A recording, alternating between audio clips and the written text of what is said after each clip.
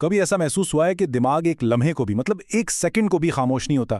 ہم چاہے اکیلے بیٹھے ہوں، رات کو سونے کی کوشش کر رہے ہوں یا کسی محفل میں ہوں، اندر ایک شور سا مچا رہتا ہے، خیالات کا ایک سمندر ہے جو مسلسل ٹھاٹھے مار رہا ہوتا ہے۔ تو چلیں آج اسی موضوع کی گہرائی میں اترتے ہیں۔ تو سوال یہی پیدا ہوتا ہے کہ آخر یہ ذہن کبھی چپ کیوں نہیں ہوتا؟ یہ خیالات کا جو ہجوم ہے یہ آخر ختم کیوں نہیں ہوتا؟ دیکھیں، اس سوال کا جواب ہماری اپنی ذات کی گہرائی میں چھپا ہے۔ جب تک ہم یہ نہیں سمجھیں گے کہ یہ خیالات آتے کہاں سے ہیں، تب تک حقیقی سکون ملنا بہت مشکل ہے۔ سوچیں ذرا، کبھی ماضی کی کوئی یاد آ کر ذہن پر دستک دینے لگتی ہے تو کبھی مستقبل کی فکر پریشان کر دیتی ہے، کبھی خوشی کے لمحے یاد آ کر مسکراہٹ لے آتے ہیں تو کبھی غم کے بادل چھا جاتے ہیں۔ اور سچ تو یہ ہے کہ کوئی انسان دنیا میں کتنا ہی کامیاب کیوں نہ ہو جائے، اگر اس کا اپنا ذہن پرسکون نہیں ہے نا، تو وہ اصل راحت سے، اصل سکون سے محروم ہی رہتا ہے۔ اچھا، اب ذرا اس مسئلے کو ایک بالکل نئے اینگل سے دیکھتے ہیں۔ کیا ہو اگر یہ جو ذہن کا شور ہے یہ صرف ایک مسئلہ نہ ہو بلکہ ایک امتحان ہو؟ تو یہاں اصل بات سمجھنے والی یہ ہے کہ خیالات کا یہ شور کوئی کمی یا خامی نہیں ہے، بلکہ یہ انسان کے لیے ایک آزمائش ہے۔ اللہ تعالیٰ یہ نہیں دیکھتے کہ ہمارے دل میں خیال کیا آیا، نہیں، بلکہ وہ یہ دیکھتے ہیں کہ ہم نے اس خیال کے ساتھ کیا کیا۔ یعنی اگر کوئی برا خیال آیا اور اسے رد کر دیا گیا تو یہ بھی ایک نیکی ہے۔ خیالات کو زبردستی روکنے کی کوشش کرنا بالکل ایسا ہی ہے جیسے کوئی ہوا کو مٹھی میں قید کرنے کی کوشش کرے۔ یہ تو ناممکن ہے نا؟ یہ فطرت کے خلاف ہے۔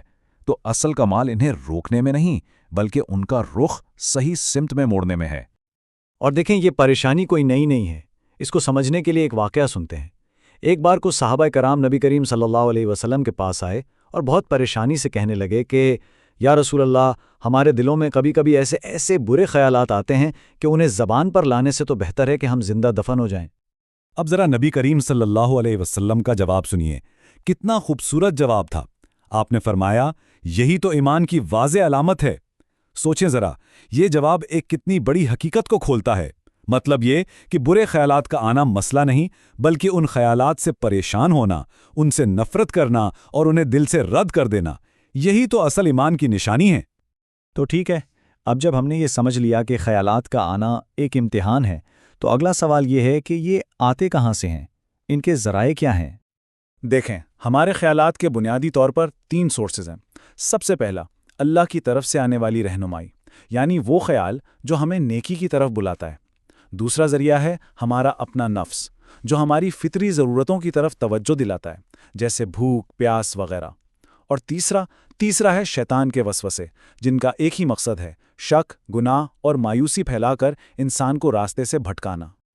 یہ جو شیطانی وسوسے ہیں نا، یہ کئی شکلوں میں آتے ہیں، جیسے نماز پڑھ رہے ہیں اور دھیان کہیں اور بھٹک گیا، یا ایمان کے بارے میں دل میں شکوک و شبہات پیدا ہونے لگیں، کبھی ماضی کے گناہوں کو یاد دلا کر مایوس کرنا کہ بس اب تو کوئی معافی مل ہی نہیں سکتی۔ ان وسوسوں کو پہچاننا، یہی ان سے بچنے کا پہلا اور سب سے اہم قدم ہے۔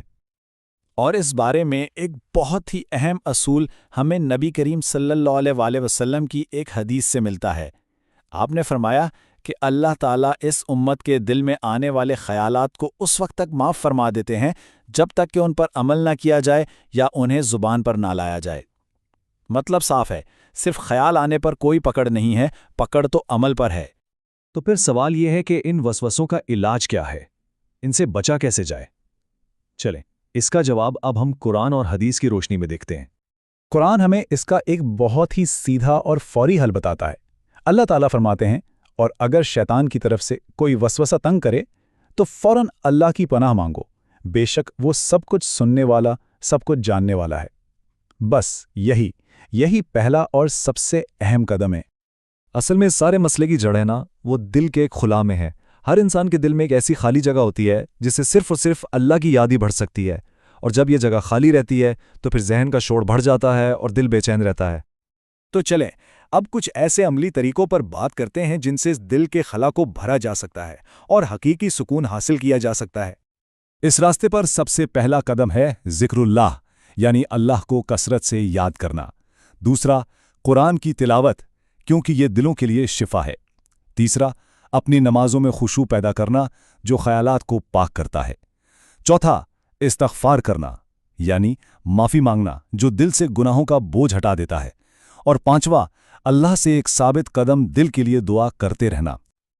اور آخر میں اس ساری بات کا، اس ساری بحث کا نچوڑ قرآن پاک کی بس ایک آیت میں موجود ہے۔ خبردار، اللہ کے ذکر سے ہی دلوں کو سکون ملتا ہے۔ یہ کوئی فلسفہ نہیں ہے، یہ ابدی حقیقت ہے۔ کوئی انسان جتنا اللہ سے جڑتا جاتا ہے نا، اس کے ذہن کا شور اتنا ہی اب کم ہوتا جاتا ہے۔ تو خلاصہ کلام یہ ہوا کہ حقیقی سکون کا مطلب خیالات کا ختم ہو جانا نہیں ہے، بلکہ ان پر قابو پانا ہے، ان کا غلام بننے کے بجائے ان کا مالک بننا ہے، اور یہ کنٹرول، یہ قابو صرف اللہ کے ساتھ ایک مضبوط تعلق سے ہی ممکن ہے۔ تو آخر میں اپنے آپ سے پوچھنے کے لیے ایک سادہ سا سوال چھوڑے جاتے ہیں۔